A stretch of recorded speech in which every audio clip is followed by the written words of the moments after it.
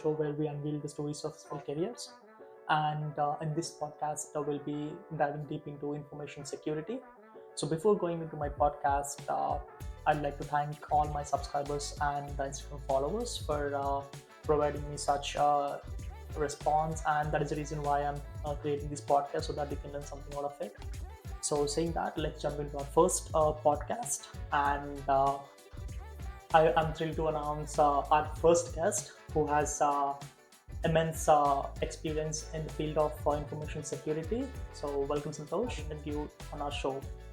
Thank you, Raviteja. It's my pleasure being here. I hope my stories, my experience would help your YouTube and Instagram family, and I'm looking forward to share my stories and experience with them.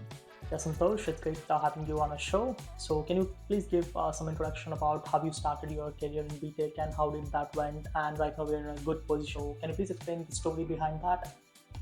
Thank you, Raviteja. It's pleasure being here. I'll start. I did my bachelor's back at home in India in 2016 from information technology. Post that, I was working with one of the consulting companies where my role was as a cybersecurity consultant. I'll be honest, started that job. I didn't knew what was cybersecurity. When I started working with them, I realized, oh, cybersecurity job is not 9 to 5 job. It is something that you give 100%, and that is beyond work. Uh, Post that, I decided, okay, I want to go for a global opportunities, and that is where in January 2020 I started my master's from Ontario Tech University in information technology security. During my master's course, I did some odd jobs to take care of my accommodation, and that is where pandemic was hit in March 2020 and everything went lockdown. And I knew that I had good amount of time doing my course, and that is where I decided, okay, let's use this to build the skills. I had experience back 1.5 years. I knew what industry was requesting, and I utilized that time properly to build up my skills, to upgrade my skills. And during that, I was able to get an internship with one of the federal state companies, where I worked with them for 1 year as a risk consultant. Post my graduation, I decided, okay, I need to look for bigger opportunities, opportunities that would challenge me, and that is where I took an opportunity with one of the insurance company to work as a security advisor.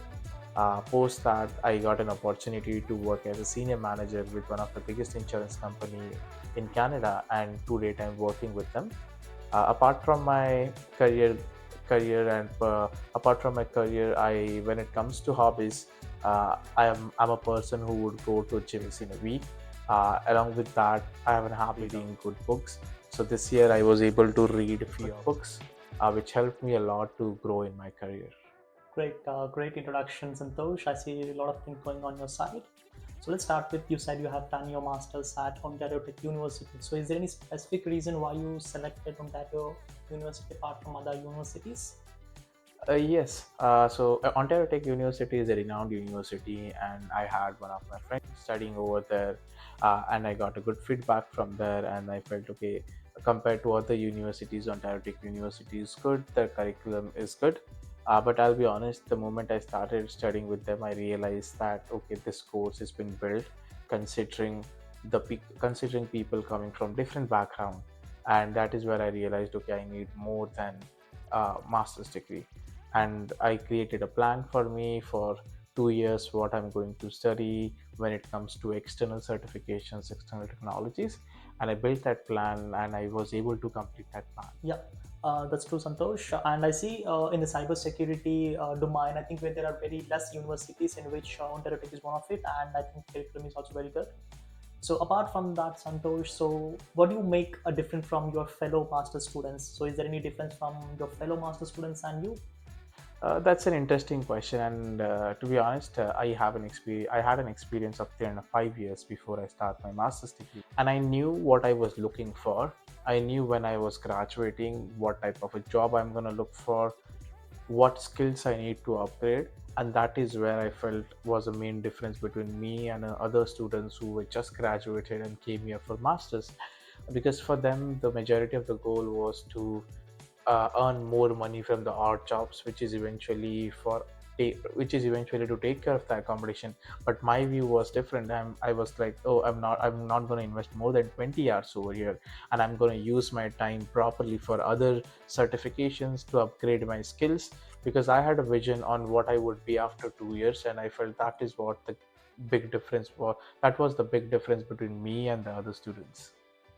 Great, Santosh, great to know that. So, how did you land your first internship? So, was there any difficulties applying for these internships? Like, were you got any rejections, or like, how did that went? I'll be honest, I got many rejections applying for internship because that was a COVID time. Very few people were applying, but I didn't give up the hope. And while applying for the opportunities, I applied for CRA, which is one of the federal state companies in Canada. And after applying for internships, they went through my profile, and they knew that I would be a best candidate for them. They scheduled an interview. The interview went well, and post that they me an internship for a year until I graduated. I had a full-time offer with them, but unfortunately I couldn't go with them, and I decided to pursue other opportunities. So the market was tough. It's something that you keep applying. Rejections are part of that journey, and I don't think that it should hold anyone for anything.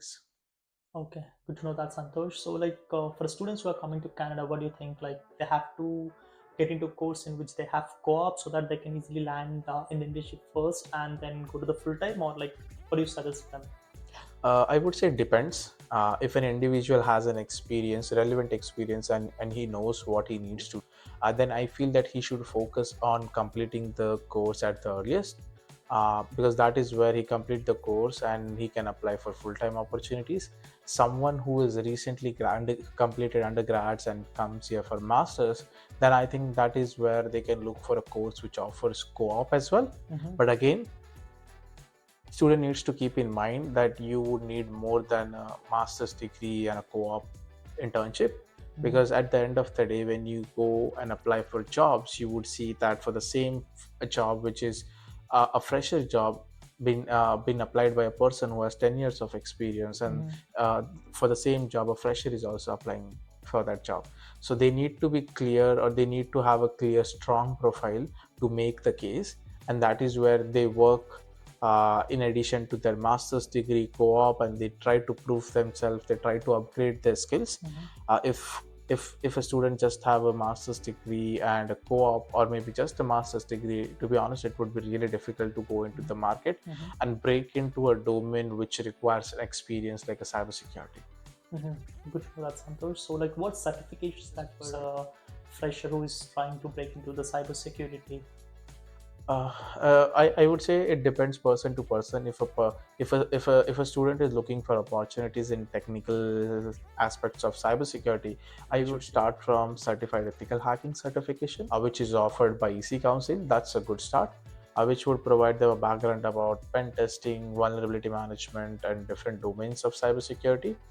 And if somebody is interested in risk management, they should start with NIST certifications or ISO 27001 lead implementer, lead auditor.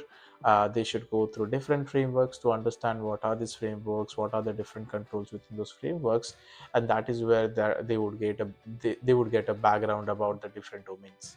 So, great information about the certifications and those. So, I'll be keeping that in the description for everyone so that they can check them out. And coming to the so, how did your full time went? So, like, after internship, how did you start searching, and like, did you connected in LinkedIn? Did you message them? Like, how did that went? That's an interesting question. I would say that I was prepared for a full-time role. uh, People need to understand that, okay, in this journey, when they apply for a full-time role, there would be situations where you would get rejections, but that shouldn't hold back. And as I said, I already had a plan for myself. I knew that I'm gonna do few certifications of AWS, Azure. I'm gonna take the course from DevSecOps. I would have a certification in risk management. And when I started applying for full-time jobs, I applied for 20 to 25 jobs, and first few interviews were from one of the banking company, and I applied multiple roles over there. Unfortunately, their full-time offer due to the compensation they were offering. But after that, I got two interviews, one from one from insurance company and one from retail industry, and I decided to go with an insurance company.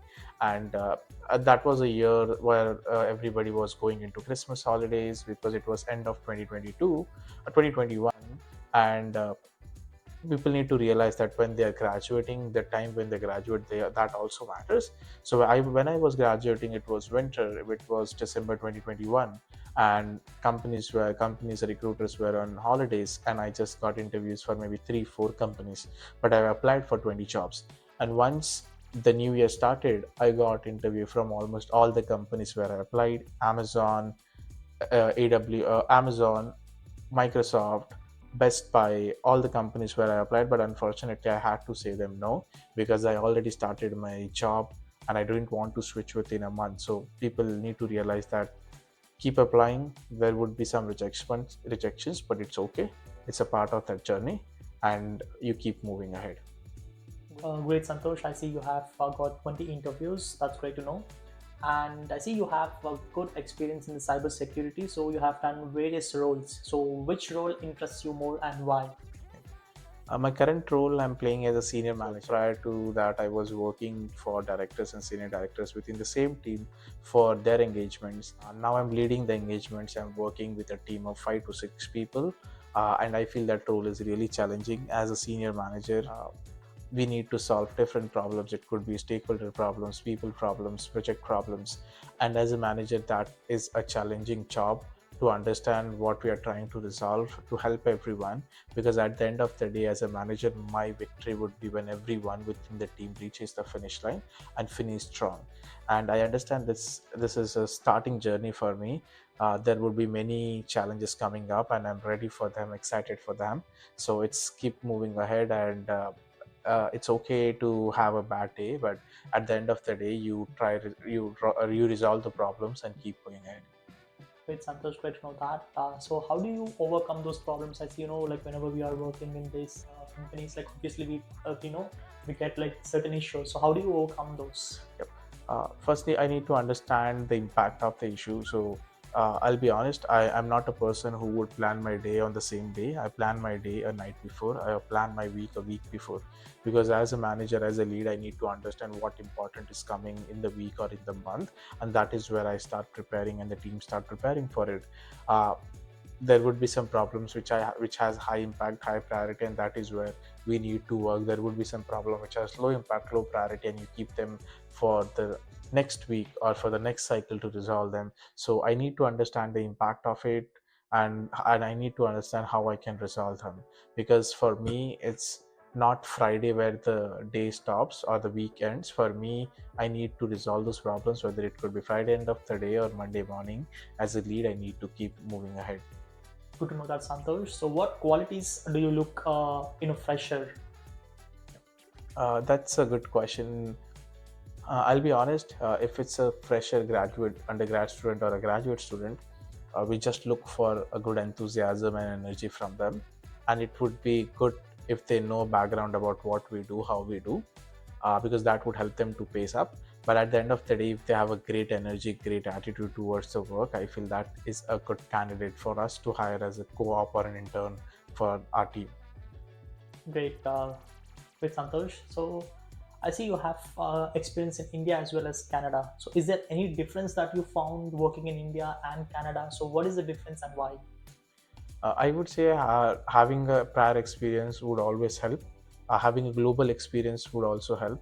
And also it depends person to person and experience to experience. Since I had a relevant experience, I used it over here as well, and I knew that cybersecurity domain throughout the world is the same. The technology changes, the regulatory body changes, but rest everything would be the same. And that is where I felt okay, my prior experience is helping them. If anybody is planning for a master's degree, and if they get an opportunity to have an experience before taking a master's degree, I would always suggest them taking that experience, because that would prepare them for the long term and would make them understand what they're looking.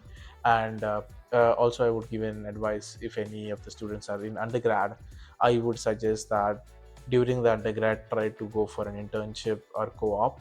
along with your undergrad studies, because I believe that was one of the point where I felt after coming here that I wish I could have worked during my undergrads back at home, because that would have added experience to my profile. I would have known what industry is requesting or how the industry is going ahead. So I would say advise every student to focus on studies as well as the professional experience in parallel, so that they would know what they want to do before they graduate. Good to know that, Santosh. And coming to like culture, like, do you find any culture difference in working in India and in Canada? So is there any difference that you Yeah. found? I would say it's now a completely different ball game, because back at home when I was working, the way we used to work was different. I we rarely used Teams or any other meeting apps, but post pandemic everything has changed, and I'm a person who likes to go to office, meet people, work with them together. So I would hesitate to take a job which is work from home, because that is what I realized, that okay, going to office would help you and your team, help them understand their problems. And I feel okay, that's where is the main difference, and I would suggest everyone to take a job which where you go to office at least 2 days, and you that is where it helps you to connect with the team members and understand what challenges they are facing and how they are solving them, and you can discuss your challenges as well over there. Very interesting. That's good to know, Santosh. And you mentioned about internship, like the undergrad students need to do some internships. So, what do you think? How should they approach the companies, because they have undergrad and they have just started their career? So, how do you think like they have to start there? And coming to undergrad, I think most of the people concentrate on their marks. So, do you think the marks are really important in this era? There are two questions in this. First, how do we apply for the jobs being an undergrad student, right? And many of the students would think in a way that if they apply, nobody would consider their applications, but that is not the case. In today's world, companies are looking for people who are more enthusiastic and energetic, and that is where they give an opportunity for someone who is studying their undergrads, and they want to provide that opportunity to someone at very young stage, at the early stage of their career, where they can learn many things before they complete their undergrad. And when it comes to marks or the studies about undergrad or grads, I would say in today's world, we need to do a smart study rather than a hard study. We need to understand what courses, what curriculum would help us, and what is our long term plan. If any of the courses uh, we do you think is of no use for you for a longer growth, and that is where you decide, okay, you don't need these courses, you drop this course and you take a course which would meet your long-term goals, right? So there has to be a clear distinguish between what would meet your long-term goals and what needs to be evaluated or needs to be removed from the curriculum over there. Nice, good to know that, Santosh. That's a really good suggestion, so that it will be helpful for these BTech students. And moving to your hobbies, so how did your hobby started, and are you still consistent, and how it's going around right now? So I started my gym journey in January 2023. I'll be honest, I was a lazy person prior to that going to any gym. I'm really hardworking in my career goals, but when it comes to goals where I need to keep physically fit, I was bit lazy over there, and that is where this year I realized, oh, I need to pick up a challenge. I need to pick up a challenge which I didn't do it for last 28 years, and that is where I decided to begin my weight loss journey. And I started my weight loss journey in January 2023, and I lost almost 55 pounds in 11 months. And I've been consistent with my gym schedule for 6 days in a week. Same discipline goes with the food as well. So it needs to be gym plus diet, and this one journey has taught me how consistency and discipline can help you in any aspect of your life. Just you need to put a consistent effort and be regular and disciplined in that, and believe me, you can reach the moon. And that is where I felt, oh, that is one of the biggest challenge or one of the biggest achievement that I did so far in this year. Great, Santosh. I see you have really good consistency in the gym. So how did that happen? So is that because of the reading books that you said before? Yes, so this year I read few of the books that helped me a lot. People need to understand that there are different aspects of the life. First is physical and mental fitness. Second is the financial goals that you need to achieve. And I started my this year by reading one of the book Psychology of Money, which is more into finance, and that helped me to change my view towards the money aspect, and that helped me a lot. And the second book that I picked this year was Eat That Frog. Prior to starting this journey, I used to always have reasons to not to go to gym, and this book helped me to schedule my day. As I said, I don't plan my day today. I plan my today a day before that, a week before that, and a month before that. And that book has helped me a lot. I would recommend everyone to go and read Eat That Frog and Psychology of Money. It would help everyone. The that I'm currently reading is Leading with Gratitude. That is also a great book which shows how a leader should be working towards with the team, how the gratitude helps him to motivate the team and reach the goals. So reading is one of the best hobbies that I would say have picked it up this year, and I would see many more books that I would read in 2024. Great, Santosh. You are really an avid reader. So that's great to know. And let me ask some professional question here. So let's say I have got two different offers. So and the both are giving the almost the same package. So what things that you look into, the job offer and like which one you will be choosing there? And I'm more towards my career goals, so I would look for a job which would give me happiness. People need to understand that they would spend 40 hours in a week on their job, and if you're doing a job which doesn't make you happy, then I don't think so that's what you need to do. So identify between both the offers which job or which role would meet your requirements, which job would provide you more opportunities in terms of growth, and that growth would come with some uncomfortable situations or uncomfortable challenges that would put you in difficult situation, right? And I feel that is where you need to make a call. Okay, this role would help you to grow for your future career, right? And that is where you take this opportunity. Nice, a good suggestion, suppose.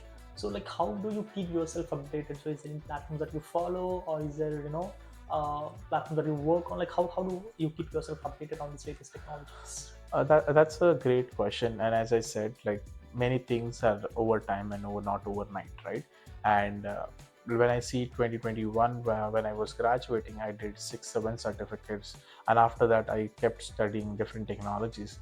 I invest around 45 minutes a day to learn a new technology. So currently I'm on my path of Azure security path, so planning to finish few of the certificates before this year end, and I invest 45 to 1 hour a day. And when I look back with an effort of a month, it comes down to 20 to 25 hours a month. And that is where I feel that consistency and discipline helped me to overcome and learn new technologies. Because usually when people think that they need to learn new things, they need a huge amount of time. I feel no, that is not the case. Just divide your time, prioritize your day, schedule your day, and make sure you invest 45 to 1 hour, not more than that. And believe me, over the period of the time when you look back, you would have huge achievements with you. Nice, nice to know that, Santosh. So, how is your day? Like, how is your day usually be? Yep. I get up 6 to 7 days around 5 o'clock to 6 o'clock. 3 days for sure at 5 o'clock. Uh, Next 3 days 6 6:30 depending on when is my gym schedule. I'll start with the gym. Post that I'll come back home. I know what I'm going to do today. What are the meetings that I'm going to have? Which are those important meetings where I need to deliver? Which are the important meetings where I'm just listening? So I know what my day is gonna look like. Yes, there would be few situations which are urgent or which comes up dynamically, and that is where you're always on your toes, where you help your team members, or there could be any other challenges that that comes up dynamically, and you take them and you solve them. So as I said, you need to plan your day a day before. You need to know what you're going to do, whether it and I'll be honest, my day, and I'm so thorough with what I'm going to do. It would start with not only what I'm doing in the gym, what I'm doing in the office, but I also know what I'm going to have for my breakfast, lunch, and dinner, because that is where everything would come into picture, right? So as I said, I want to know what my day looks like a day before that, so that I'll be mentally prepared on that, how much effort would be required, what are those things which are more impactful and more resources are required. Nice. That's Santosh. And you said you are going to start Azure Security. So how are you going to start that, and what platforms are you going to use? Correct. So I started my journey for Azure Security. I completed first certificate of Azure Fundamentals. For Azure, I would recommend everyone to use Cloud Guru. Cloud Guru is a great platform. They offer a sandbox environment, so you don't have to worry about the labs and how to create the account because they already have a sandbox environment. And I'm on my second course of Azure Administrator. I completed it 50%. I'm looking forward to complete the remaining 50% by December end, and then that is where I would go for the next one, next certificate within Azure. And like as I said, it's a consistent effort over a period of time, 45 minutes or 1 hour, depending on how my day looks like. And I know that I would get it done by I would get it done one of the certificates by year end and the other in the upcoming years. Nice. Good to know that Santosh are going to Azure Security. So what about AWS? I think you have completed few certifications in AWS, and how did that went well? And did you find any difference between AWS and Azure? So I'm biased towards AWS because I have three certificates from AWS. AWS is easy to use. The great platform for anyone to start learning AWS or Amazon Cloud is Udemy. You buy one of the courses, you complete the course, labs, and labs are pretty simple and easily available for everyone. So I feel that is where AWS is easy compared to Azure. But as I said, there are two different platforms, one for AWS and one for Azure. Both the platforms helps a lot. So start with a small plan, small goal. If anybody is looking for that journey, and that is where you keep consistent effort to achieve them. So you have achieved so much this year. So what are your goals next year? Yep, that's an interesting question and a good question. I'm looking forward to learn many new technologies which are on my plan. I'm looking forward to have few certificates from IC Square. That is, these two goals are more towards career, professional goals. And when it comes to personal growth, I'm looking forward to continue my gym journey. Maybe I'll incorporate many other few activities such as uh, playing badminton, squash, and I want to keep my lifestyle as active as I can, and I'll do my best as I can. Like as I said, it's a consistency over the period of the time. So yeah, I'll make sure I reach those goals. Good to know that, Santosh. So we are coming to the end of this podcast. So is there any suggestions that you want to give to our students?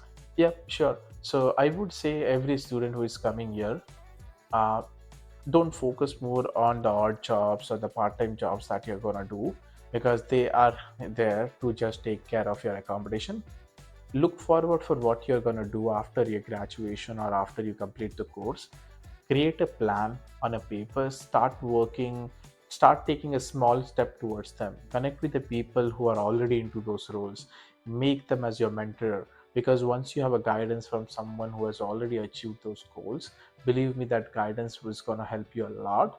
So just look for a long term goal than a short term gains, and that is where I would feel that would create a difference between you and other of your fellow students. Great. That's good answer, Santosh. So you said about mentor, right? How do we approach them? Like, do they accept us? Like, say I go and ask, like, could you be my mentor? So usually they not accept it. So what things that we want to say to that so that we will be accepted in that? Correct, and that's a good question. I feel because there are multiple ways through which we can meet new people.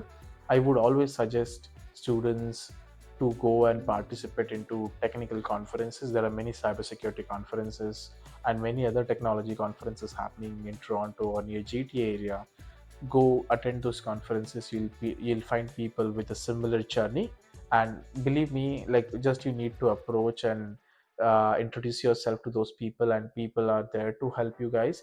The only thing is that you take the first step of introducing yourself and asking for the help, and they are always there. So I feel conferences is one of the good platform where you meet new people. Second, I would say that LinkedIn is a great platform where you connect people.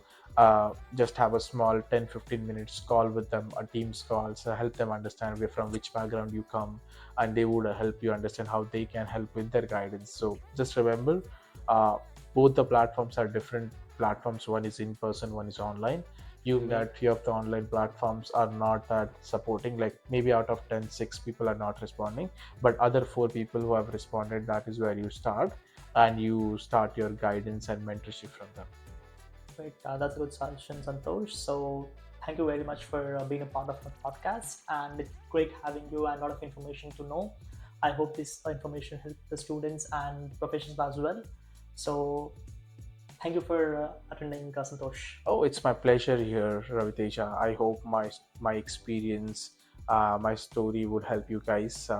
I always respect you. I see that you have started your podcast journey, so I wish you very best of luck for your podcast journey. And I am looking forward for many such podcasts that you would keep on your YouTube channel and to learn from them. Thank you once again, Raviteja, and I wish you and your YouTube and Instagram family a very best of luck. Yeah, thank you. Thanks, everyone.